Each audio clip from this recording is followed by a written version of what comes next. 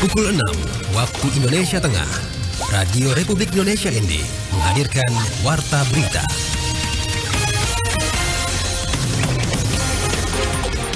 Selamat pagi saudara, Anda mendengarkan Warta Berita RRI ND edisi Rabu 18 Oktober 2023 dengan sari berita. DPRD ND umumkan pemberhentian masa jabatan Bupati dan juga Wakil Bupati ND.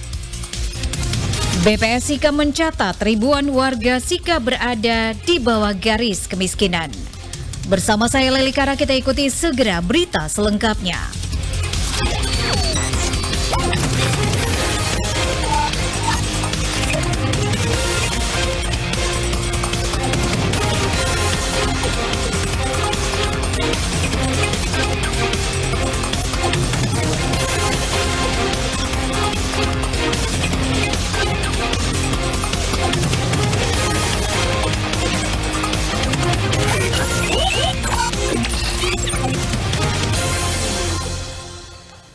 Menjelang habisnya masa jabatan Bupati dan juga Wakil Bupati ND, DPRD Kabupaten ND gelar rapat paripurna pengumuman pemberhentian Bupati dan juga Wakil Bupati ND masa jabatan 2019 hingga 2024. Informasi selengkapnya disampaikan Rovinus Vula. Rapat paripurna dipimpin langsung oleh Ketua DPRD Kabupaten ND Franciscus Tasso Esos Selasa 17 Oktober 2023. Ketua DPRD ND Franciscus Tasso dalam laporan menyampaikan dengan akan berakhirnya masa jabatan Bupati dan Wakil Bupati ND serta berdasarkan Undang-Undang Nomor 23 Tahun 2014 tentang Pemerintahan Daerah yang menyatakan bahwa pemberhentian kepala daerah dan atau wakil kepala daerah diumumkan oleh pimpinan DPRD dalam rapat paripurna. Dikatakan sebelumnya, pimpinan DPRD dan Badan Musyawarah telah mengagendakan rapat Badan Musyawarah untuk mengagendakan acara rapat paripurna. Kemudian, pimpinan DPRD menindaklanjuti rapat paripurna DPRD ND dengan agenda utama pengumuman pemberhentian Bupati dan Wakil Bupati ND kepada Menteri Dalam Negeri melalui Gubernur sebagai wakil pemerintah pusat. Hal tersebut di atas Badan Musyawarah DPRD ND pada tanggal 11 Oktober tahun 2023 telah menetapkan jadwal rapat paripurna hari ini dalam rangka pengumuman pemberhentian Bupati dan Wakil Bupati ND masa jabatan tahun 2019-2024. Untuk itu, pada kesempatan yang bermartabat ini, dalam rangka paripurna ini, kami akan mengumumkan pemberhentian Bupati dan Wakil Bupati ND dan menandatangani berita acara pengumuman pemberhentian Bupati dan Wakil Bupati ND masa jabatan 2019-2024. Wakil Ketua DPRD ND Octavianus Muhammasi dalam laporan mengatakan berdasarkan ketentuan pasal 201 ayat 5 Undang-Undang Nomor 10 Tahun 2016 tentang perubahan kedua atas peraturan pemerintah pengganti Undang-Undang Nomor 1 Tahun 2014, Kabupaten ND merupakan daerah yang melaksanakan pemilihan kepala daerah tahun 2018. Dengan demikian, Bupati dan Wakil Bupati ND berakhir masa jabatannya pada tanggal 31 Desember 2023. Berdasarkan ketentuan pasal 79 ayat 1 Undang-Undang 23 tahun 2014 tentang pemerintah daerah, pemberhentian kepala daerah atau wakil kepala daerah akan berakhir masa jabatannya diumumkan oleh pimpinan DPRD dalam rapat paripurna dan diusulkan pimpinan DPRD kepada Menteri melalui Gubernur untuk mendapatkan penetapan pemberhentiannya. Berdasarkan ketentuan pasal 201 ayat 5 Undang-Undang Nomor 10 Tahun 2016 tentang perubahan kedua atas Undang-Undang Nomor 1 Tahun 2015, penetapan peraturan pemerintah pengganti Undang-Undang Nomor 1 Tahun 2014 tentang pemilihan gubernur, bupati, wali kota menjadi undang-undang.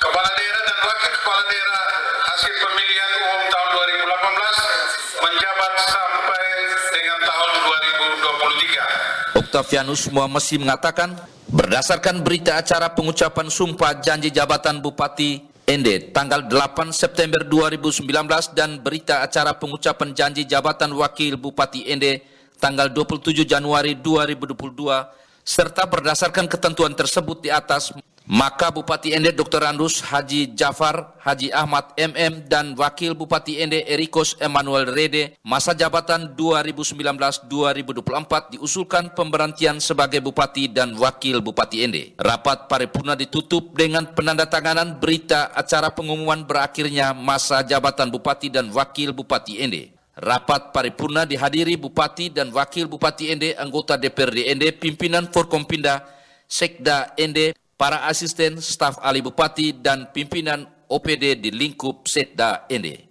RRI Ende Rufinus Fula melaporkan.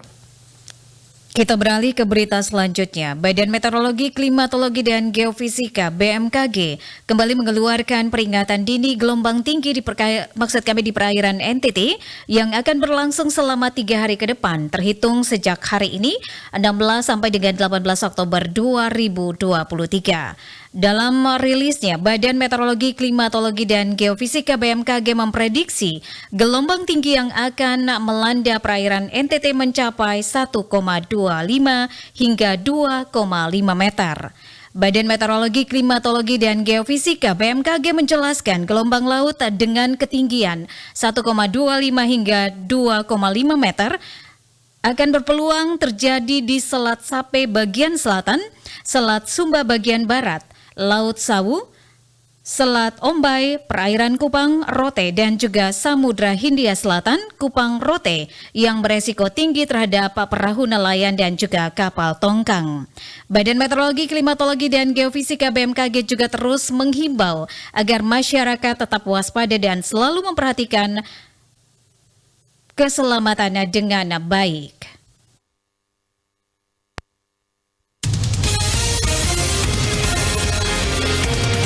Anda sedang mendengarkan Warta Berita RRI ND. Badan Pusat Statistik BPJS BPS Kabupaten Sika, Nusa Tenggara Timur NTT mencatat jumlah warga miskin di kabupaten ini mencapai 40.081 jiwa dari total jumlah penduduk 326.999 pada 2023. Informasi selengkapnya disampaikan Veranda Garus. Hal tersebut disampaikan Kepala Badan Pusat Statistik Kabupaten Sika, Kristanto Setio Utomo kepada RRI Selasa kemarin. Dia menjelaskan presentasi kemiskinan di Kabupaten Sika pada tahun 2023 mengalami penurunan sebesar 0,05% dibandingkan tahun 2022 sebesar 12,56%. Adapun persentase jumlah penduduk miskin pada tahun 2022 sebesar 12,61% atau sebanyak 40.870 jiwa. Bagi penduduk yang pengeluaran untuk makan minumnya di atas garis kemiskinan itu dianggap sudah keluar dari zona kemiskinan, tapi yang di bawah garis kemiskinan itu dianggap sebagai masyarakat miskin. Nah, sebagai informasi untuk tahun ini di 2023 garis kemiskinan di Kabupaten Sika sendiri itu ada di 428.352 per rupiah orang yang pengeluarannya kalau di atas itu dianggap tidak miskin, di bawah itu dianggap miskin. Selanjutnya berdasarkan perhitungan BPS Sika, melihat dari kebutuhan dasar para individu atau dengan kata lain, menghitung dari sisi ekonomi. Sehingga jika pengeluaran para individu di bawah jumlah yang telah ditentukan, maka akan menyebabkan tingkat kemiskinan. Pada tahun 2023, indeks kedalaman kemiskinan di Kabupaten Sika berada pada angka 1,58, mengalami penurunan sebesar 0,22 poin dibandingkan tahun 2022. Selain itu, nilai indeks keparahan kemiskinan pada tahun 2023 di Kabupaten Sika sebesar 0,29, mengalami penurunan sebesar 0,11 poin dibandingkan dengan tahun 2022. Karena kemiskinan ini memang sesuatu yang kompleks, begitu ya, salah satunya kita harus bisa mendorong daya beli masyarakat, gitu. Jadi bagaimana kita bisa menolong supaya masyarakat itu bisa memenuhi kebutuhan dasarnya, maka itu akan bisa mengurangi kemiskinan tingkat yang tinggi. Meskipun kondisi tahun ini lebih baik dibandingkan tahun sebelumnya, namun perlu diwaspadai dampak alam atau El Nino dan dinamika global yang berpotensi menyebabkan kenaikan harga beras dan bahan pokok lainnya. Menurutnya, kondisi ini tentu pada akhirnya dapat berdampak pula pada meningkatnya angka kemiskinan di Kabupaten Sika. RRI ND Veranda Garus melaporkan. Pemerintah Provinsi NTT mendorong agar seluruh produk UMKM NTT masuk platform digital apapun. Menjual produk usaha mikro, kecil dan juga menengah melalui platform digital hasilnya lebih besar dibanding menjual secara konvensional. Informasi selengkapnya disampaikan Ferry Soo. Digitalisasi ini jual jasa pariwisata yang pada akhirnya salah satu tujuan utamanya bisa mendatangkan sejumlah wisatawan. Digitalisasi UMKM kini mulai masif dijalankan seiring dengan perkembangan teknologi dan informasi yang terus berlangsung pesat dan terus menawarkan kemudahan bagi bisnis. Dengan berada di dalam ekosistem digital, UMKM bisa mengakses pasar yang lebih luas dan alternatif pendanaan untuk meningkatkan kapasitas usaha. Kepala Dinas Pariwisata dan Ekonomi Kreatif Provinsi NTT, Z Zoni Libing mendorong agar pelaku UMKM di NTT go digital dengan memanfaatkan seluruh platform yang ada agar karya maupun hasil produksi UMKM NTT pasarnya tidak terbatas di tingkat lokal. Baik itu fashion berupa tenun ikat kita, baik itu kuliner, baik itu kriya, semuanya tentu kita ingin pasarkan melalui digitalisasi itu. Demikian juga promosi pariwisata, sehingga peta digitalisasi di NTT ini sudah berjalan, walaupun belum semuanya menggunakan digitalisasi dalam memasarkan produk-produk ekonomi kreatif. Sementara anggota DPRD NTT Yohanes Rumat mendorong agar pemerintah fokus digitalisasi di bidang pariwisata. Promosi destinasi dan ikutannya akan berdampak pada penjualan produk pelaku UMKM NTT. Digitalisasi ini jual jasa pariwisata yang pada akhirnya salah satu tujuan utamanya bisa mendatangkan sejumlah wisatawan dari berbagai benua maupun wisatawan Nusantara. Nah, kalau pemerintah mengharapkan digitalisasi ini menjadi kekuatan utama untuk mendatangkan wisatawan, maka kami di DPR mendorong politik anggarannya agar pemerintah menyiapkan perangkatnya yang sifatnya nanti itu bisa merambah ke berbagai dunia, kemudian di kota-kota yang kita anggap itu pusat pendistribusian wisatawan. Dinas Pariwisata dan Ekonomi Kreatif Provinsi NTT mencatat dari 89.000 pelaku UMKM di NTT, baru 3% masuk platform digitalisasi. Pemerintah Provinsi NTT pun mendorong agar destinasi maupun produk UMKM NTT masuk dalam platform digitalisasi. RRI ND Ferry Soo melaporkan. Kita beralih ke berita selanjutnya. Pendamping Umar Maklas Virginia Putra terpilih mewakili Indonesia dan juga Asia untuk mengikuti Forum Pemuda Adat Global atau United Nations Global Youth Forum di Roma, Italia. Laporan selengkapnya disampaikan Lady Badin. Virgiawan Putra, pendamping Umar Maklas, menjadi salah satu dari 15 pemuda Asia yang berhasil lolos dalam seleksi United Nations Global Indigenous Youth Forum yang merupakan forum pemuda adat global yang diprakarsai oleh FAO. Di tahun 2023 ini, forum pemuda adat global ini akan digelar di Roma, Italia. Virgi mengungkapkan rasa bangganya terpilih mewakili NTT dan Indonesia untuk mengikuti forum global tersebut. Waktu itu kami ada beberapa orang yang ikut sampai dengan tahap akhir, sampai dikirim ke Roma itu kami ada 3 orang. Saya mewakili Umar Maklas dan juga mewakili masyarakat adat Manggarai. Kemudian ada teman satu yang dari kampus Tempat Dinding, dia mewakili masyarakat adat Dende. Ada teman juga dari Alor, dia mewakili masyarakat adat Alor. Kami tidak yang kirim ke sana. Virgi menjelaskan bahwa di forum tersebut selain menjadi pemateri, dirinya juga akan memperkenalkan kearifan budaya pertanian yang ada di Flores dalam mendukung ketahanan pangan global. Untuk kegiatannya itu mulai dari tanggal 16 sampai dengan 20 Oktober. Untuk jadi pembicara di sana membawakan workshop tentang lodo di Manggarai, karena lodo kan yang terkenal dan satu-satunya di dunia. Makanya mereka minta saya untuk jadi perwakilan dari Indonesia untuk bawakan workshop itu di sana. Dirinya juga mengungkapkan dukungan seluruh masyarakat adat Flores dan NTT, juga kampus Uniflor dan kampus Tanpa Dinding menjadi satu kekuatan dan semangatnya menghadiri forum tersebut. RRI ND Lady Badin melaporkan.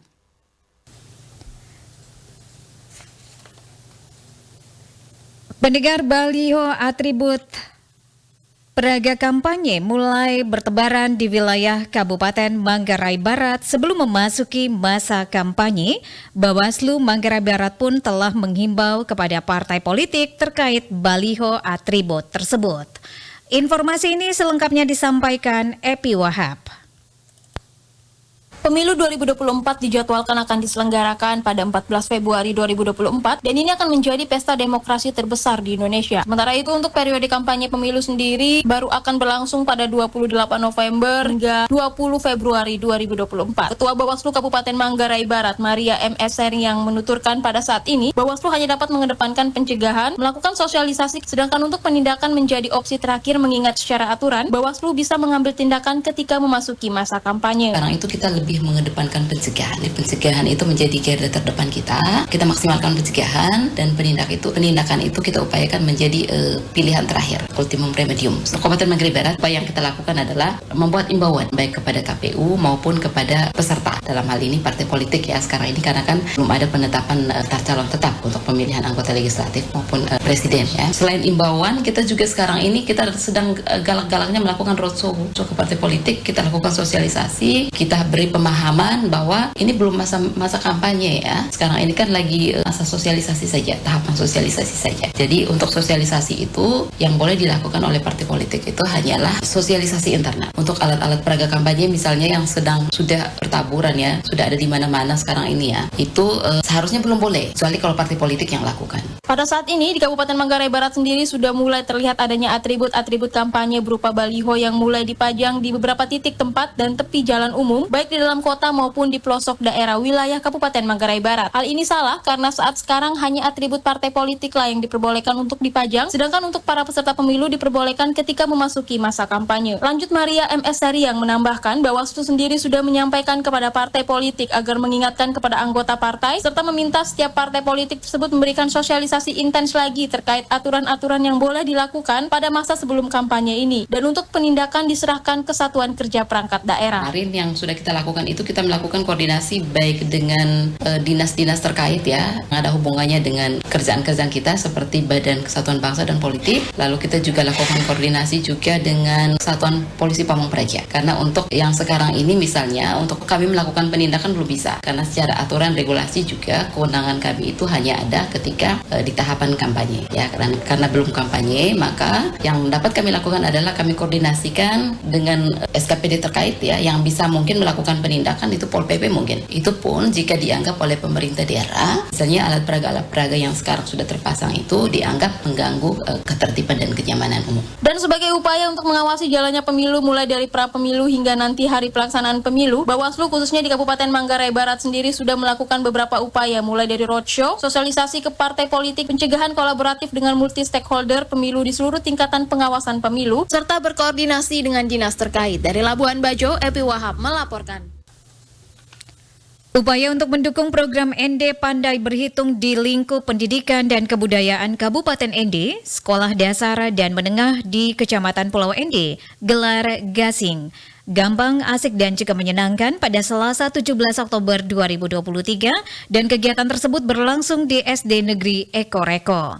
Kegiatan dibuka oleh Kasih Sarana dan Prasarana Pembina PAUD Zakarias. Dalam arahannya, Zakarias mengungkapkan bahwa program ND Pandai Berhitung dipersiapkan untuk meningkatkan kemampuan numerasi siswa-siswi melalui pelatihan guru dan juga siswa dengan menggunakan metode gasing.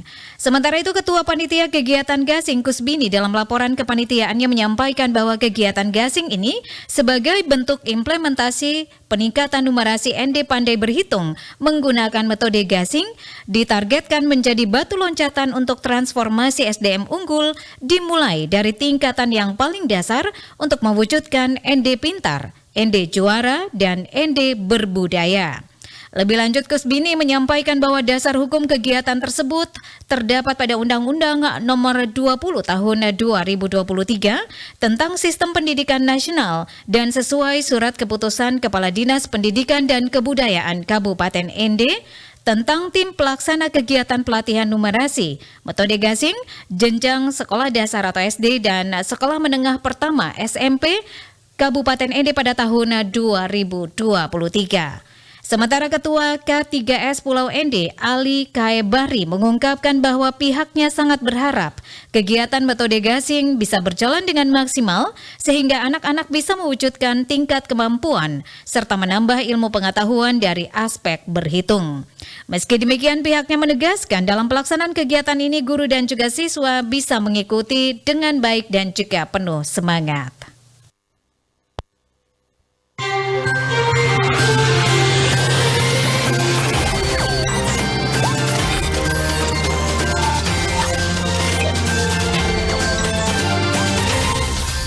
Terima kasih Anda telah mengikuti Warta Berita RRI ND.